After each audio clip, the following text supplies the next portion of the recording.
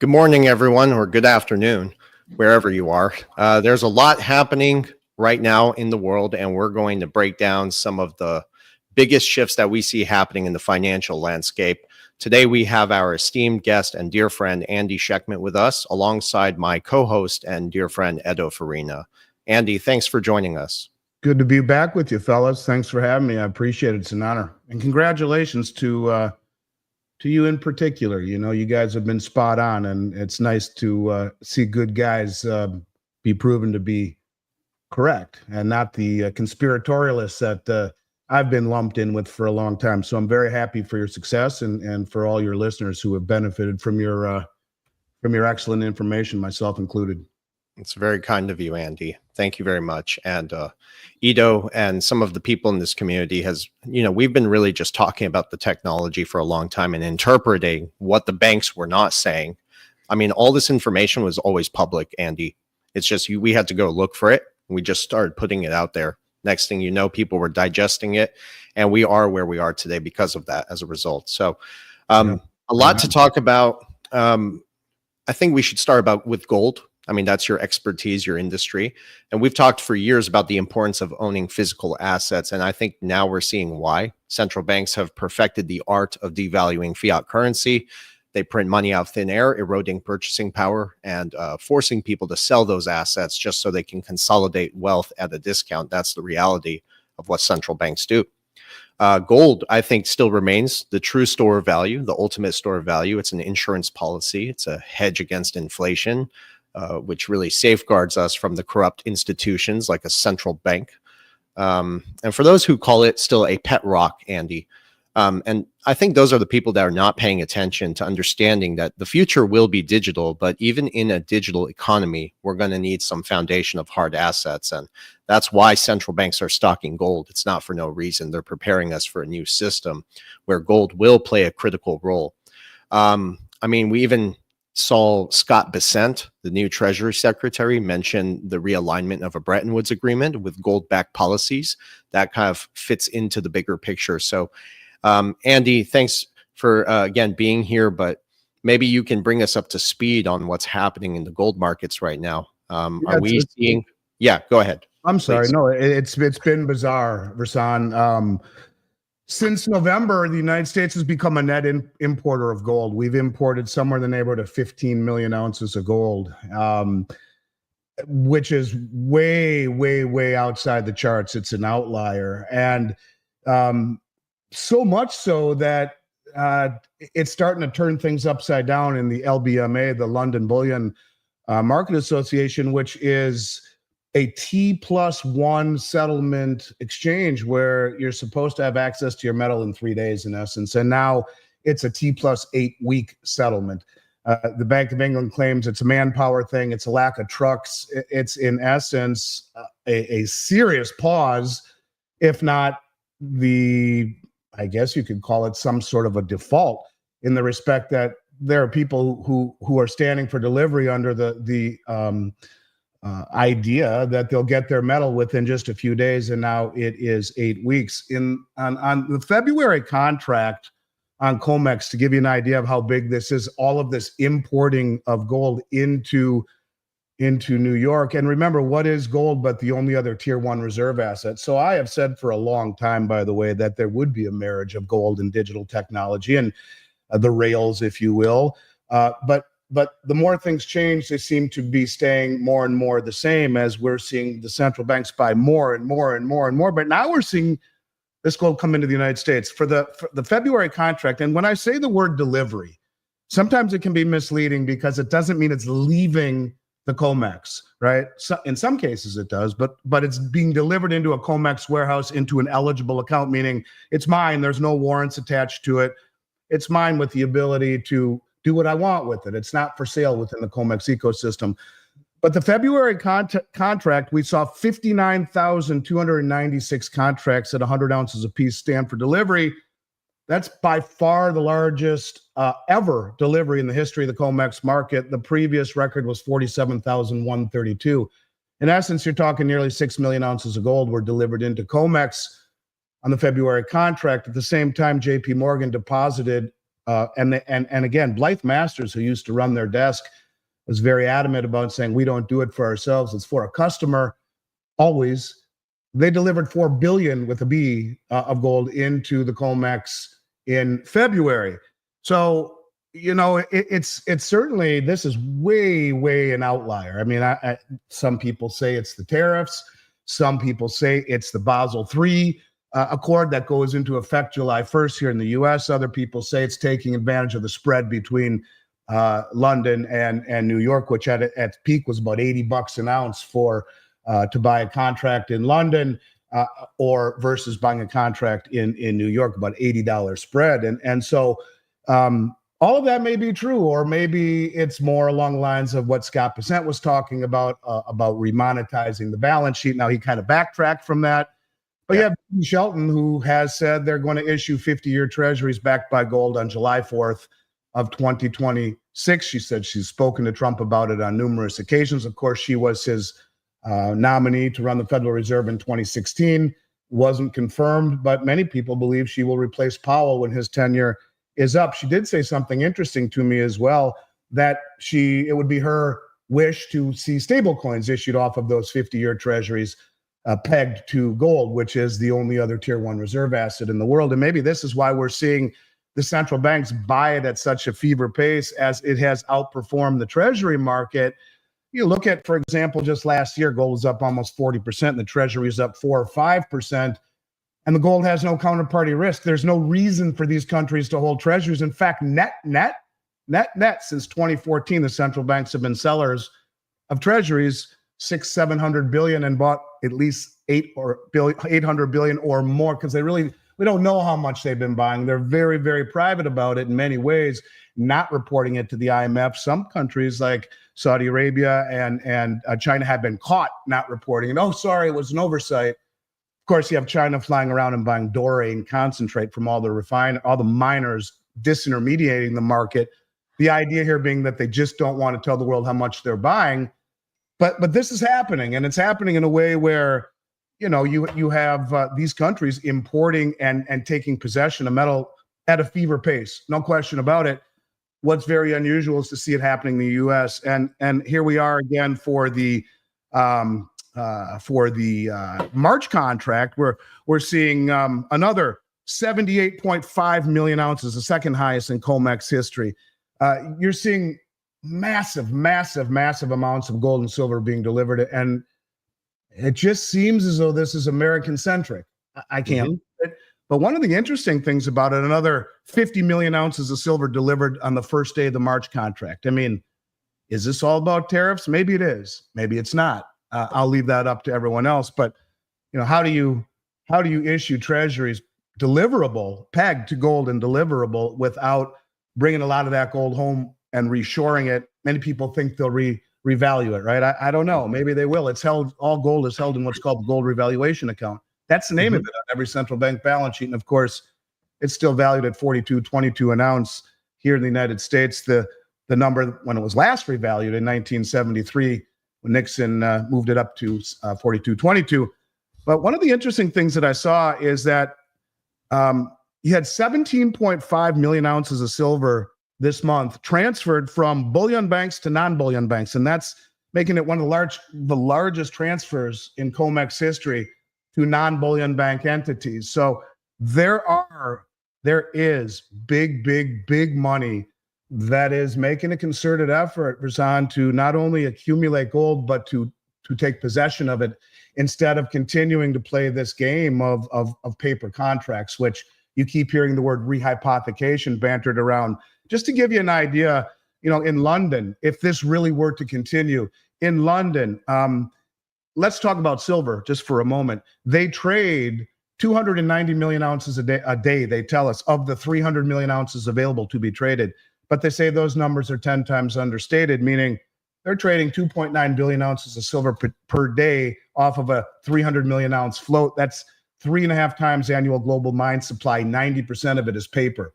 Do you think it's interesting that they're saying it's an 8-week delay now because it's manpower and trucks? The Bank of England doesn't have enough trucks, you're telling me, and enough manpower to get this done? Yet they've delivered massive amounts of gold and silver up to this point, with no problem. But now it's an 8-week delivery delay. So things are starting to get very interesting. And I think it boils down to things that you've said for a very long time, whether it be gold or silver or crypto, hold it in your own possession, remove that counterparty risk. The world is certainly changing right here in front of us. And I think the removal of counterparty risk, having things in your own possession is a very good place to start. And central banks have proven that to be true. Yeah. I mean, there's certainly going to be hard assets backing this new monetary framework. I mean, if you read the documents from the Bank for International Settlements, the IMF, the World Bank, they say this. You just have to be able to interpret it. We know for a fact that the future is digital for sure, but whether people see it or not, financial institutions are not just stockpiling physical gold.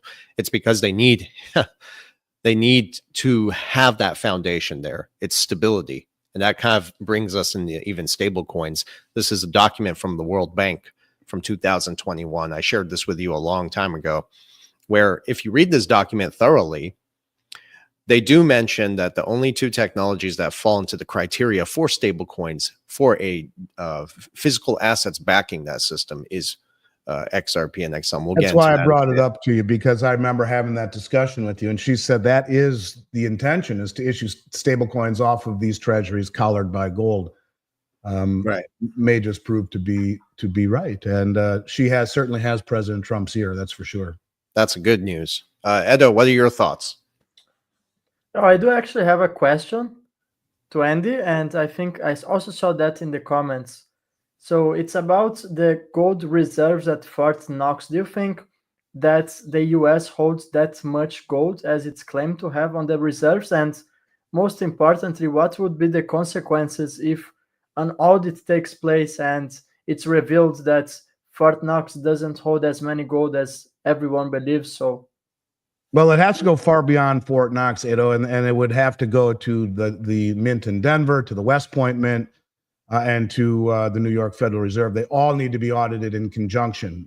And just Trump and Elon Musk walking in, I mean, you would just be overwhelmed by a massive amount of gold, assuming that there still is a bunch of gold there. It's not an audit. They need to do a real audit. And I think it was Coos Jansen. I keep saying this, and I think it was Coos who came out with the report just recently showing tremendous empirical evidence that the vaults have been opened outside of presidential order on several occasions, and these seals have been changed. And he uses Freedom of Information Act from the Mint and all sorts of stuff. I think the bottom line is simply this, that there is a high probability. Look, Germany asked for their gold back in 2013. It took 4 years to get it back. And when they got it back, it didn't have the German hallmarks on it. So, where did the German gold go? Was it buried within the stack? Did they, why did it take 4 years to get their gold back? And I remember in 2017, they made a very public outcry, basically writing a letter in the Wall Street Journal, give us our damn gold back. I think if they were to walk in there and there was nothing but cobwebs, it would create a very big problem for the United States in terms of any trust and credibility and the backing of the system. I know people don't think that gold has that role anymore, but it does. It's the only other tier one reserve asset in the world, and the central banks have been buying it at a level no one has ever seen before since 2017, 2018, at the same time repatriating it, bringing it home. Many of the banks have brought all of their gold home from the Bank of England and the New York Fed, which would give direct access to COMEX and the LBMA. All I can tell you is that whatever is happening right now in the gold market is incredibly strange. If there was no gold in Fort Knox, it would be a very bad thing for this country. Basically, everything that we stand for, I guess you could say, is a lie if that really be the case.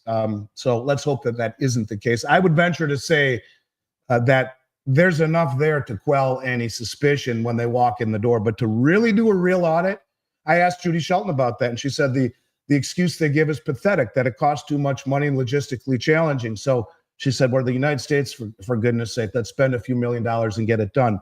What we really need is not to trust, but to verify. And Scott Bessent saying, yeah, it's there. I don't believe that. They have not done a real audit of everything since roughly 1953, and that is what needs to be done.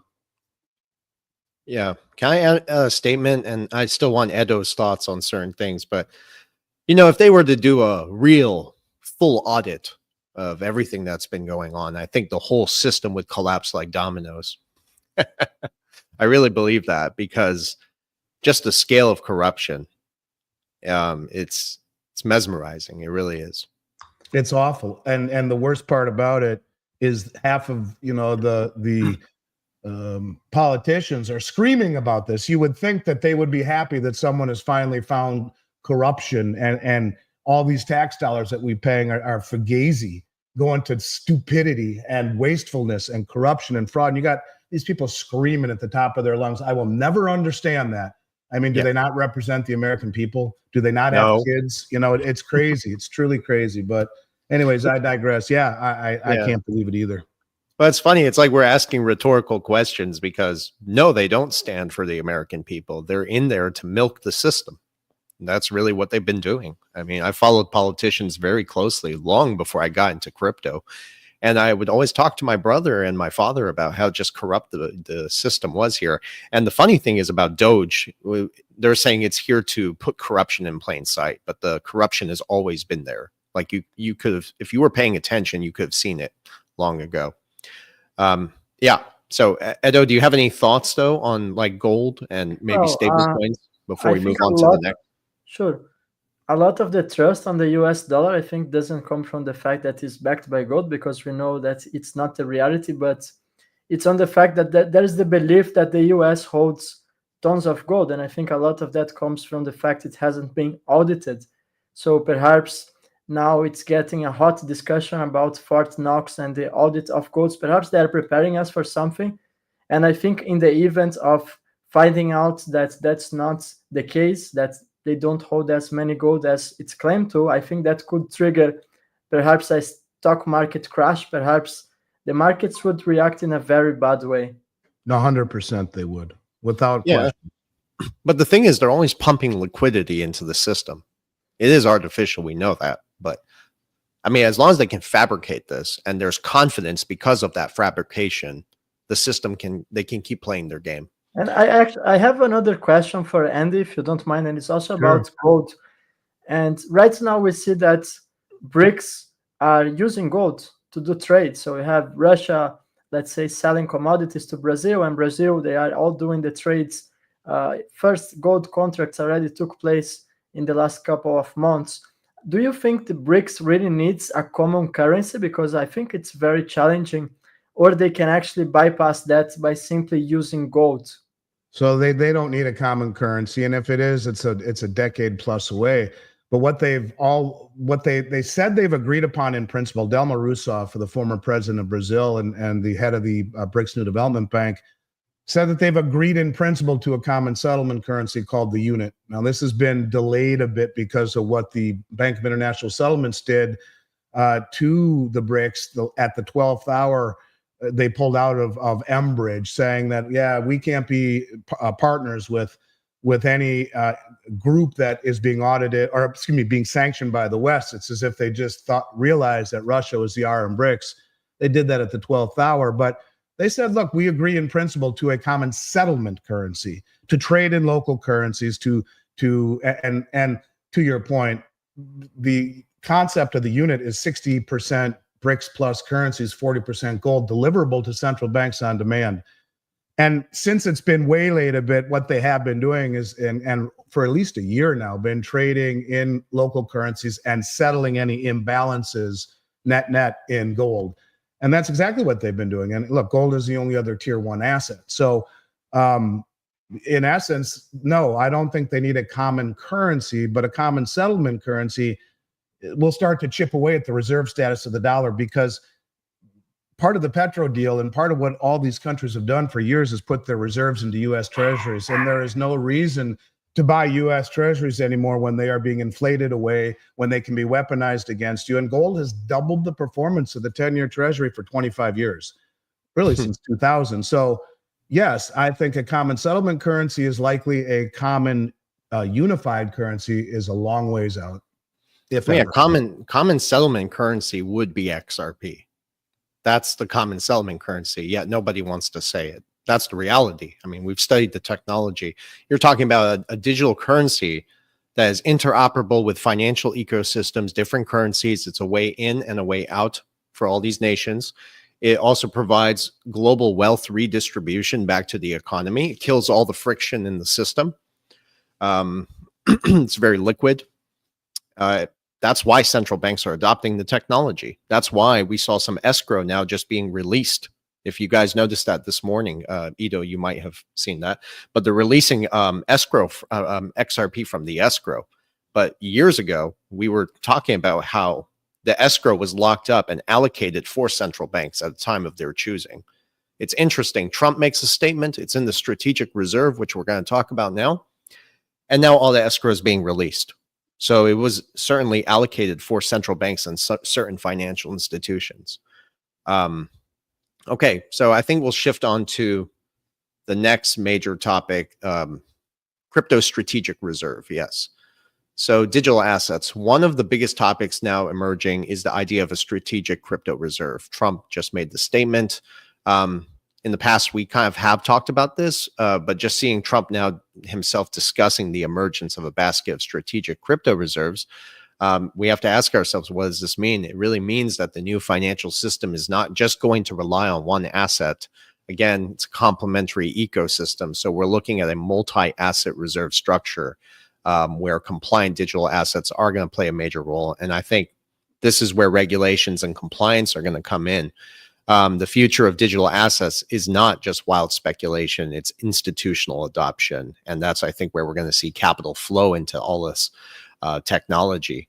Andy, we've talked a lot about blockchain with you and distributed ledger technology. That's really what this investment is over the years. So what are your thoughts on the shift? How do you see blockchain fitting into the financial system that's being built? And could this be beneficial to gold? I mean, we briefly talked about this, but yeah, I mean, you see Elon talking about putting all of the government debt and spending on the blockchain. Why not put the gold holdings there? Why not put stable coins tied to Judy Shelton's idea of issuing treasuries? Put it all on a blockchain. We've lived through a world where no one trusts the United States anymore. Zoltan Pozsar, who I think is one of the smartest guys on the planet, talks about this being Bretton Woods 3. A system that will be about commodities and transparency, the marriage between commodities and blockchain technology. Absolutely. I mean, you can even go as far as talking about voter integrity, just about anything that lacks transparency. And that's just about everything in Washington, I think. And that's really the root of you could argue, a large portion of the root of why the BRICS are doing what they're doing. They don't trust us anymore.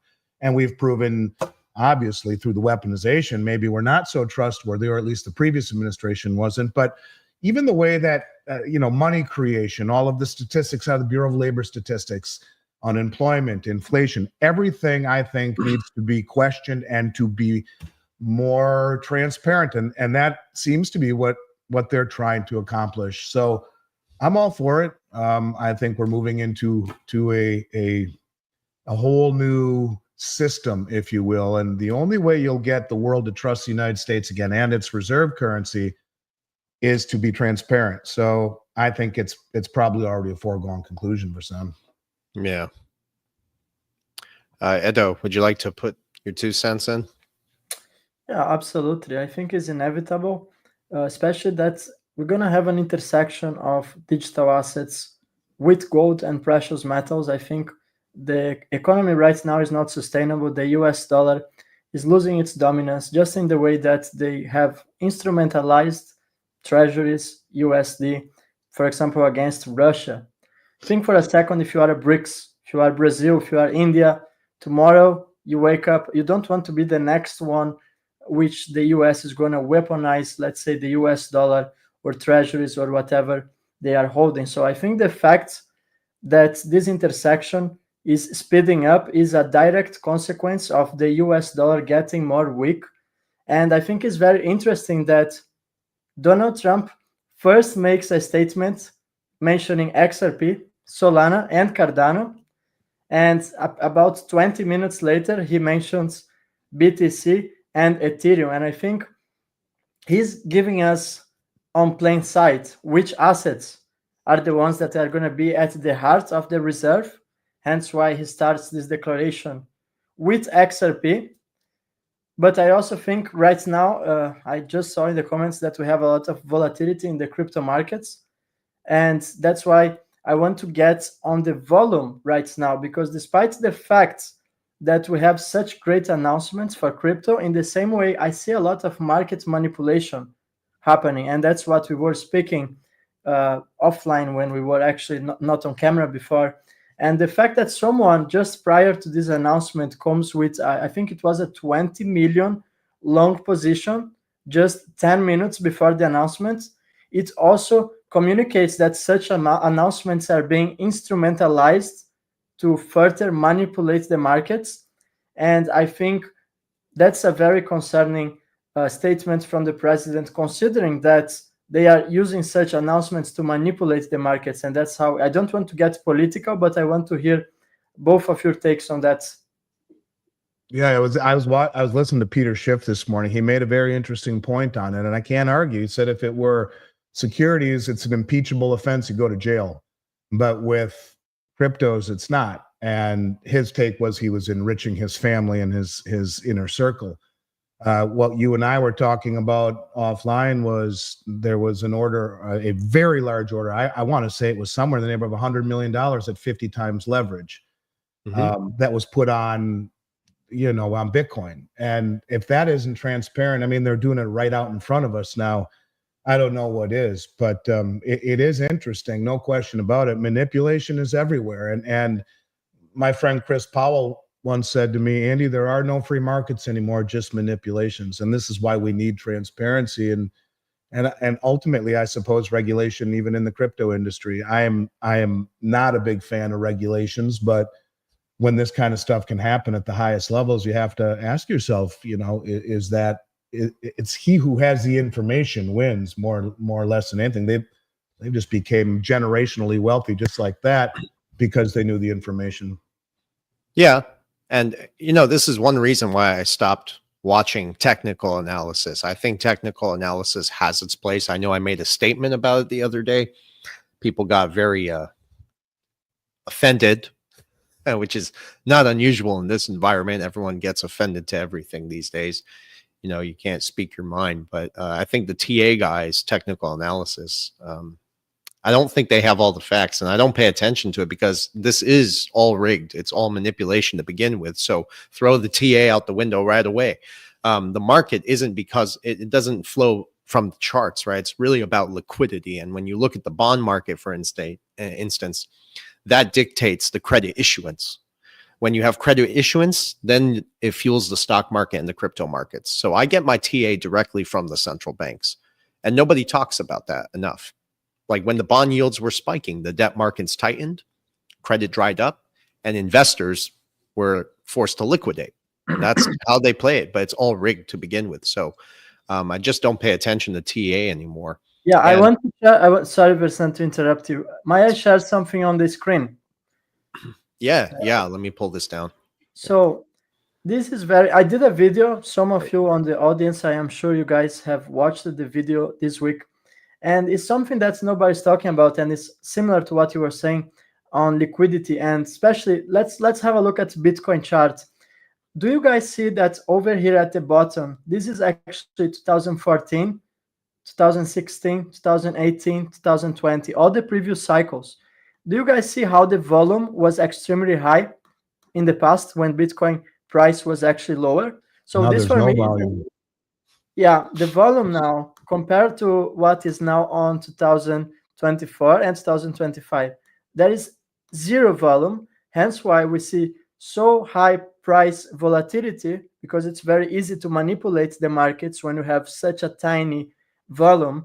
And the big lesson here is that we don't need high volume to make new all-time highs, but we need high volume to have strong support levels and lower levels of market manipulation. So how is that explainable that just yesterday the president comes out with such a huge announcement, yet reflecting on the charts, it's basically zero. We had little price action, actually enough price action to make money for insiders, but lack of price action to make money for retail investors who are speculating on the announcement, because we don't have virtually no volume. And I was raising a very serious question just a few weeks ago, and I started to really think about this. Most cryptos didn't have a bull run, despite Bitcoin making new all-time highs, which wasn't that surprising. And if we take inflation into account, I don't really think it was that impressive, the BTC movements, because we had all-time high 2021, $69,000 versus now a couple thousand above 100. So that's not really that much difference when we take inflation into consideration. Now, what's happening in crypto, and I think it's very important that the audience pays close attention to this, is that in a low volume environment, that there is a market that's being flooded with infinite amount of coins, most of them which are useless. Meme coins are flooding the markets and sucking all the liquidity. So despite the fact that there is already low liquidity, we now have another major problem, which was created by the platform. It's called Pump Fund on Solana. So you have even Donald Trump contributed for this lack of liquidity on the markets. They are launching meme coins, which are sucking the liquidity even from some of the utility coins. If you take the charts of well-consolidated coins like Atom, like Cosmos, you can take Matic, it's called, now they changed the name for Matic, whatever.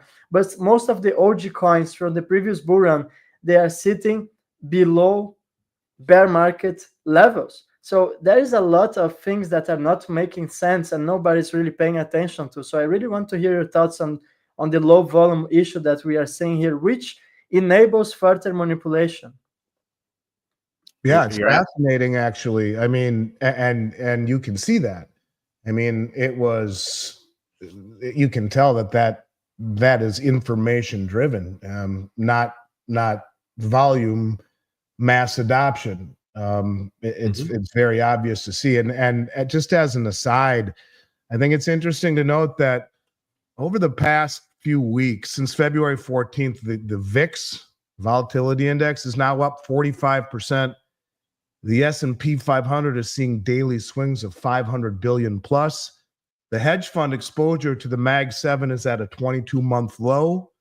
And you know, this is nuts. At the same time, Atlanta Fed just downgraded their GDP from 4% a month ago with the expectations GDP to negative 2.8. So you have the economy slowing, the market, VIX going through the roof, and you see great volatility here on low volume. All of this is you could argue, very concerning from a standpoint of those who are not able to handle that type of heat should get out of the kitchen type of deal, because all signs are pointing, including this, to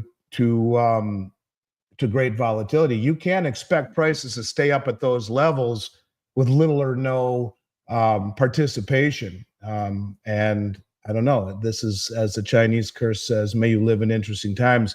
These are very interesting. And that graph that you show right there really does tell a lot. You would expect when you see prices shooting up that high and that fast that it would be on huge volume, not on what is just tiny volume at a 45-degree angle falling downward there. I think that is very thought-inspiring for sure, and concerning. I mean, it just confirms, and a good find, Ido, yeah, but it confirms that the financial markets are not free and open. They're structured, controlled, and intentionally manipulated, which kind of leads us into the next topic is at the institutional level, we're seeing BlackRock and other financial institutions liquidating their Bitcoin positions now. It seems like this is really exit liquidity for them from the retail market. I don't think this is random. I think it fits exactly with what we've been talking about, is the future of the digital landscape is going to belong to compliance and regulation. So they've kind of dragged this thing on long enough to milk the system again. And over time, we're going to see institutional money leave these non-compliant technologies and flow into assets that are going to fit with the new system or the framework for the new system. And for the investors, it's not financial advice, but if you're looking at long-term sustainability in the crypto markets, I think the best bet is always to align yourself with what the regulators want. And based on everything we've seen and researched, the only two digital assets really that fit within the institutional compliance framework are XRP and XLM. I mean, that's it, really. Everything else seems to be complementary to that system. Andy, I'd love to hear your thoughts on Bitcoin as a store of value. I don't think it behaves like one. It can't be a store of value when, it just drops significantly like that, and hence what Edo said. What do you think? I've always made I have Natalie Burnell coming on my show tomorrow, and I'm good friends with Mark Moss. And look, I respect their points like I respect yours. I've always tried to bridge these two communities. There's no reason for us to be adversarial. There isn't. I think more than not, we should be complementary to one another. I've always felt the way that you win is to, whether it be, and I don't think it's a store of value. I think it's a speculative asset that can make you wealthy, but that cuts both ways. As you can see, an asset that can fall that fast, that far. But I think that there is generational wealth available in all of these ideas, whether it be XRP or Bitcoin or whatever it is. You guys and all your listeners spend a lot of time researching and doing the due diligence and making a decision based upon all of that thought. But to leave it in there and to ride it, getting married to your mentality, I think is a mistake. And one way that you can win is by taking off some of the profits and putting it into gold. I think a position of gold and crypto, whether it be Bitcoin or XRP or whatever it is that you like or believe in, is truly the best way. I mean, look, gold is 5,000, 6,000-year-old wealth and is being accumulated by the most knowledgeable traders on the planet at a level no one's ever seen. Those are the central banks. And yes, you're beginning to see this digital transformation be embraced more and more by central banks, but nowhere near the way they are with gold, which was reclassified by the most powerful bank in the world, the BIS, as the only other tier one asset. So no, I don't think I think it's a speculative asset that has made people very wealthy. And I think the way that you guarantee, it's like taking chips off the table. So when you go to the cage at the end of the night in the casino, you got money to pay with, or money to get back, rather, chips to cash in.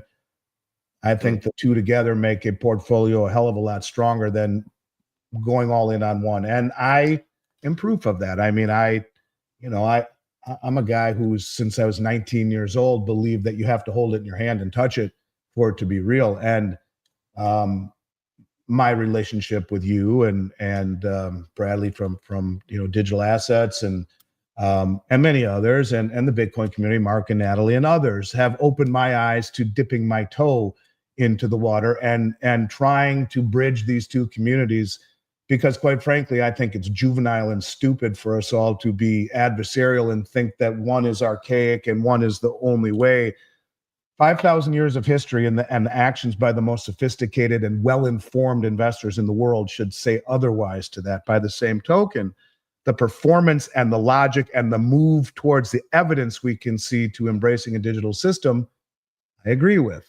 I may not understand it or embrace it the way that your listeners do, but yeah. I am wise enough, I believe, to understand that sometimes you can't be a maxi, right? You got to have an open mind, and that's kind of where I am with this. So as it pertains to Bitcoin, no, to me, it's not a store of value at all. Gold is a store of value, and it has been for 5,000 years. And I could show you 100 different examples of that being true. However, Bitcoin has the ability, like all these cryptos do, to make you very wealthy, generationally wealthy.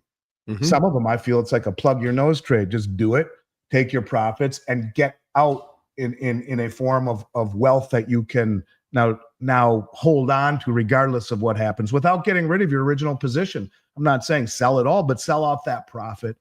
So sorry to answer it in such a long-winded way. No, it's not. It's not a store of value to me. It's a speculative asset.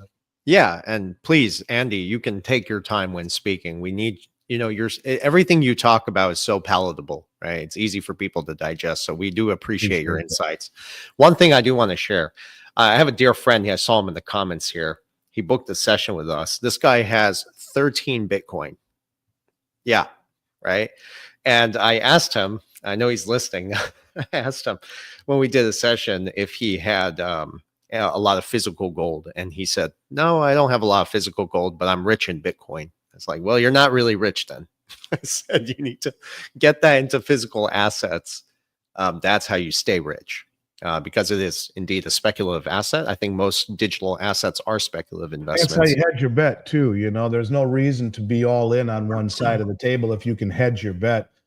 And again, to me, it's not me, the owner of a gold company, talking. It's look at what the central banks are doing. They know the playbook, whether we like it or not. They do know the playbook. They're the ones writing it. And maybe Trump is the disruptor here. Maybe he's riding on the Trojan horse. And I don't want to get political either. Maybe he is a Trojan horse. What I'm simply saying is that if we haven't learned over the last 4 years to trust every damn thing we hear, to not trust, to second guess and critically think about everything we hear, regardless of who it's coming from, everything we were told for 4 years is a lie. Everything. Yeah. And so long before that. Yeah, and so not to be political, but I think we need to have an open mind about everything and second guess everything. So either way, I think hedging your bet is wise. And sometimes return of your money is the most important thing. Other times return on it is great. I think it's one of those times right now with volatility moving up throughout the system, whether it be crypto or the S&P or metals or everything. Volatility would dictate to me return of your money might be a better choice than return on it right now, or at least find a comfortable medium between the two. And I think in the end, you'll be a whole lot happier and you'll sleep a lot better. And that to me, is more important. That's the best asset you can own, is peace of mind and sleep at night. Of course. That's why it's important to have a strategic and diversified portfolio. We emphasize the importance of holding some cash. Unfortunately, we know the cash is not going to work for you. Can I say one thing too, Versan? Just to comment on what you just said. I had a mentor once, and he told me that a diversified portfolio diversification was a word invented out of fiduciary responsibility by financial advisories. He said, if you have a diversified portfolio, you're the best of the worst or the worst of the best. You're average. Because generally assets don't move in harmony. Some go up, some go down, some go sideways. He said the key is to identify the primary trend, the way the river flows. Jump in with both feet underwater, but broadly diversify within the primary trend.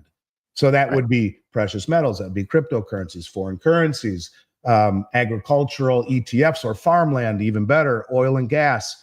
You're broadly diversified within the primary trend. That is the way to succeed. The difficult part is finding the primary trend. You and your brother have done an amazing job of showing us all what the primary trend is. I've been trying to do that, and that is of a dollar that is ultimately dead. We owe $28 trillion, $28 trillion in bonds that come due by 2028 in 3 years, but we only take in $5 trillion a year in taxes. So that's $15 trillion against $28 trillion in bonds that are maturing in 3 years. That doesn't take into account all of the debt we incur up until that point of running the country. It's math. This is all about math right now. So if you believe the dollar is in trouble, then instead of going all in because you think that's how you're going to get rich, broadly diversify within that trend of a falling dollar. And not only will you become wealthy, but you will also walk away from the casino with chips in your pocket, no matter how it plays out, or have a much better chance of it at least, and sleep better at night. Yeah. Edo, would you like to say something?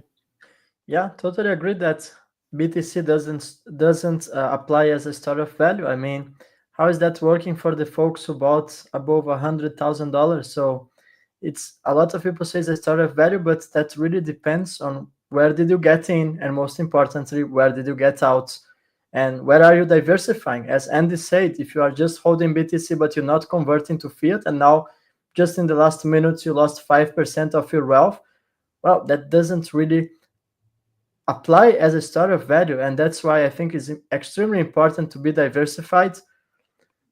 I personally, in Europe, like to be diversified in precious metals and real estate. I think here there are great opportunities for real estate.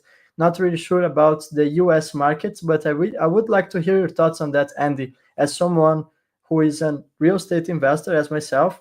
And honestly, I'm not very well qualified to talk about the US market, but I would like to hear your thoughts on that. If you see real estate in the United States as a store of value.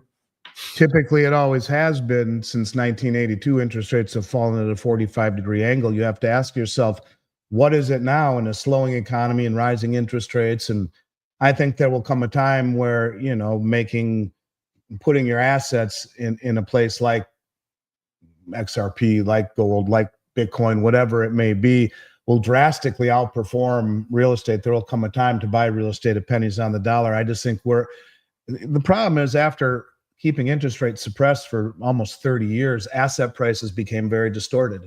And so what really is fair value, I don't think people know. And in real estate in particular, you know, what's a house worth at 3%? What's it worth at 7%? What's it worth at 10%? Where do interest rates go? How do we get people to take our treasuries? And so ultimately, many people say interest rates will have to go higher, and it'll be the market that dictates that, not the Fed. And you hear Scott Bessent say, well, we want to focus on the 10-year treasury. Well, I mean, I guess there are things he could do, but in general, that's not what the Fed or the Treasury has any ability to do unless they come in and start buying the 10-year treasury to keep yields down. That's called yield curve control. That becomes massively inflationary. In the end, yes, quality real estate should always do well, but the point is buying it at these levels, and that's the question. If it were me, I would say I'd wait a little bit. But, you know, prime real estate for my entire life I know more people that are wealthy from real estate investing than anything. The question is that cycle nearing an end, or does it still have juice left in it? I would say I'd wait a little bit, let things play out a little bit more with the volatility, with the economy. It seems like we're running into stagflation right now, higher inflation and a slowing economy. That's not really conducive for high real estate prices. So I'd wait and then swoop in with all of your profits from your other investments and redistribute it into an asset class then that has good value, which would be real estate at the bottom of that cycle. Interesting. I mean, I think the real estate market is overvalued. Right. We see more people being priced out of their homes. And here in Houston, Texas, I have a lot of friends who are in construction. The demand for apartments and small homes is on the rise. And that's not just here. It's happening all over the world, too. So, well, yeah, the problem is you have a whole generation of people, home investors, who got locked in at 3% and 4%. And so they can't move laterally. Even downsizing, they're not getting the house they want because the cost of money is up, 2.5 times, from 3% to 7%. The cost of money is too expensive for most of these people to make a move, and you can't take your mortgage with you. So that's where the lockup is in the residential real estate, at least for now.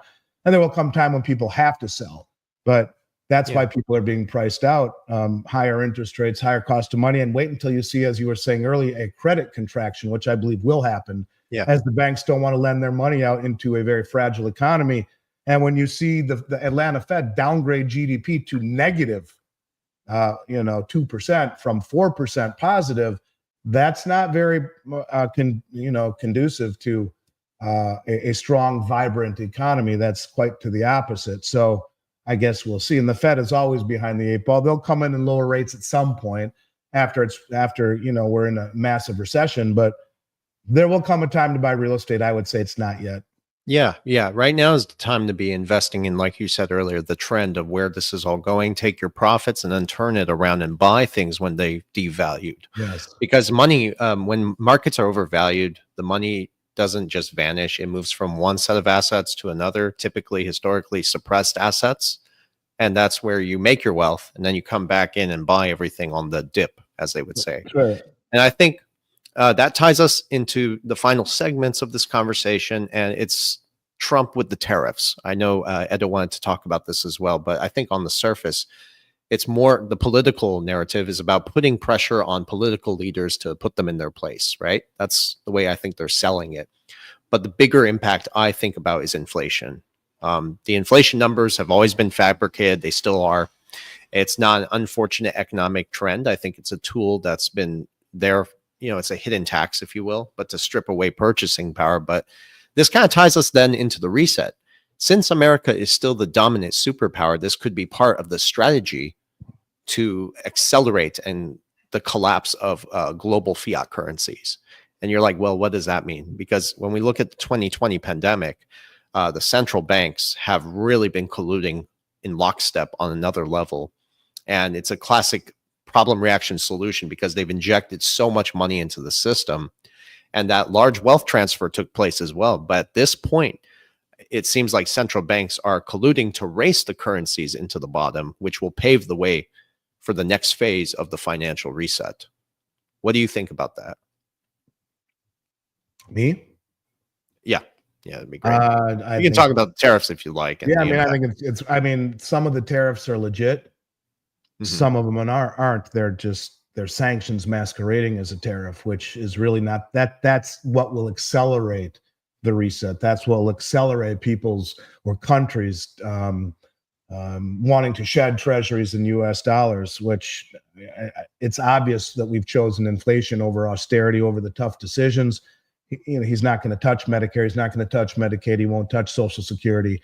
Some of the tariffs are legit and can be a real tool, but I don't think most of what he's talking about are really tariffs. They're threats. If you don't do this, then we'll impose 100% tariffs on you if you continue to move forward with a common currency.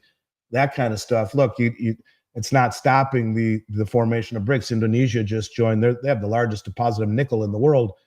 And their president not too long ago called for an OPEC-style cartel of rare earth metals. And so, I think that the probability, look, $36 trillion in debt, a trillion seconds ago was 31,688 years ago. That's a trillion seconds. And we have 36 trillion plus almost 200 trillion in unfunded liabilities.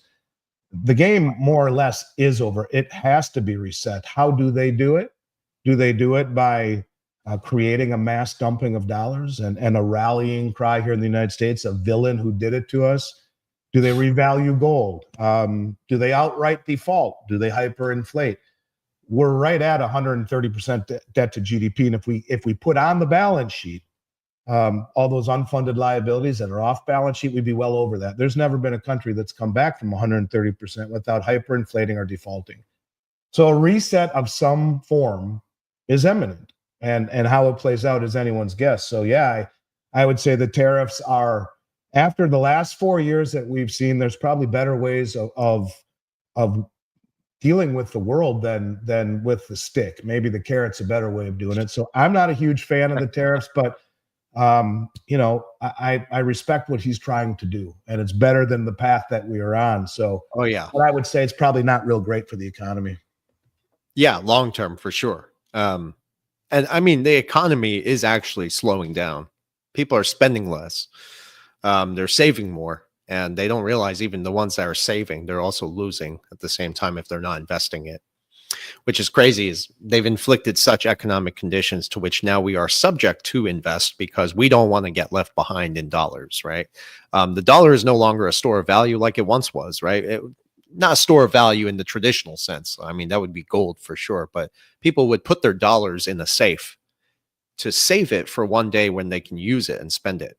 So with the economic situation and how it's been inflicted upon us, and I use that wrong word very carefully, like people are forced to invest now. We're being pushed into the new system, whether people acknowledge it or not. Pay very close attention to this. And I will tell you one thing I know for certain. I'm very early on this stuff, not wrong, but I think gold is 100% being positioned as that reserve asset for the new monetary system. And I still believe, been saying this since 2021, that XRP is going to be the global settlement currency that will represent that system. And I think all the pieces are falling into place, Andy. Yeah, no, makes sense, man. It does. I see someone in there commenting, why do we have pessimists here? Look, I got 3 kids. I'm not a pessimist. I'm a realist, and there's a fine line between it. I don't want my kids growing up in a fucked up world any more than anyone else does. But I think if you aren't a realist right now, you're making a mistake. And this is there's opportunity in any reset. There's also people who end up on the wrong side of it. And I think hedging your bet now more than ever is the right thing to do. I agree with almost all that you and your brother talk about. Mind you, Versan, I do. Yeah, I'm an old school guy enough to where I'm able to look to that, and I am optimistic for the first time in a long time that we are moving in a direction that is positive for my kids. But I think it's like Shawshank Redemption, man. I've been saying that a lot lately. Andy Dufresne had to crawl through 2 miles of shit to get to the other side. And we've created through fiscal and monetary irresponsibility a tunnel of 2 miles of shit. And one way or the other, you have to crawl through it. And there is reason to be optimistic. And things like XRP, which are on the other side, might give us the ability to once again be proud to be, flat out be proud to be Americans and what we stand for and how we go about doing things in this world. But to acknowledge that it's just going to be roses and green shoots from here on, I think is naive. So don't confuse what I'm saying as being pessimistic. I am, for the first time, actually optimistic, but there's a fine line between what is optimism and what is realism and what is pessimism and what is realism. And I think we got to kind of skate that line until we get to the other side. And it's the kind of stuff that you and your brother talk about that give me optimism, in a world that's been kind of dark for the last 4 years. So yeah.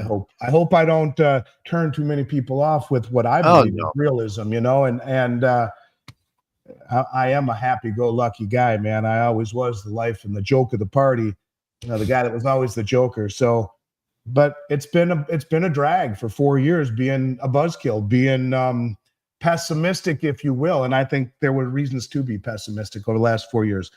I am optimistic, but it won't come without some form of paying the bar tab, and that's not going to be easy.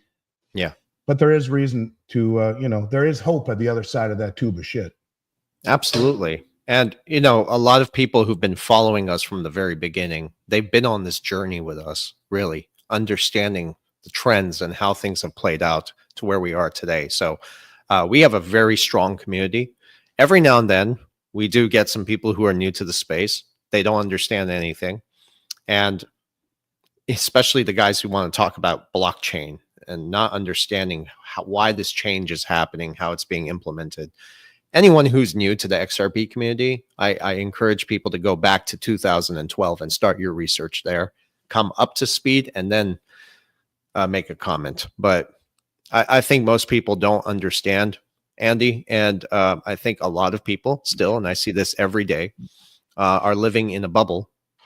They don't want to be realistic about the situation. They just want to believe that somebody's going to come and save their ass. And that's not the reality. Well, that's why I've always respected you and your brother. You guys are pragmatic. You look at all sides of the coin. You're not married to one ideology. You've always invited me on, and I respect it. And I respect both of you a tremendous amount. And I think that's the way to look at the world. The world is not black. It is not white. It is many shades of gray, period. And the last administration wanted us to believe everything was black or white. It ain't.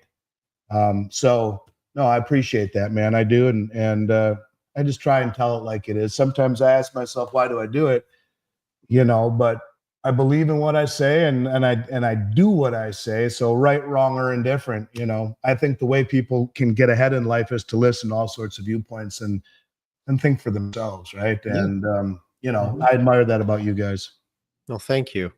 Real quick, before I let Edo put in his final thoughts, I want to mention somebody did leave a nasty comment about being diversified, but I want to explain that being diversified across cash, gold, digital assets, and having that deep understanding of how the system works, because certain markets will appreciate while others contract.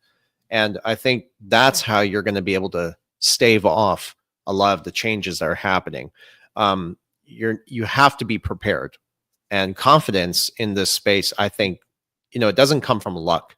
It comes from being prepared. And as a good investor, I believe this truly, that you want to be positioned. You can bring the dog on next time. It's a puppy. She's about this big. Oh, so cute. But if everyone wants to be prepared for the changes that are ahead, you have to be prepared by being diversified for any situation. I have so much money in drinking water, for instance. That's just an example of how much I care about being able to survive. You can have a million XRP, but if you have no good drinking water, you're screwed. Okay. That's just an example. Ado, what are your thoughts? Well, I think the data is out there to support our conversation, especially some of the thoughts of Andy. And it's not about being pessimistic, it's about being realistic, right? We see the data out there. There is very low liquidity in the markets. That's also a consequence of people having less money to spend. People are actually struggling. People don't have life savings. And the same pattern plays out not only in the United States. If you guys follow me, you know I travel a lot. I met people from all over the world. I think just in the last 6 months, I've been to like 6 or 7 countries, and it's a general complaint. It's not saying that maybe if I go to Italy or if I go to Dubai, perhaps in Mexico, the situation is any better. All fiat currencies are constantly getting devaluated, and really looks like the boat is sinking. It's not to say only the US dollar. Ultimately, all the currencies are tied to some level. So it's just a matter of which one goes down first, right?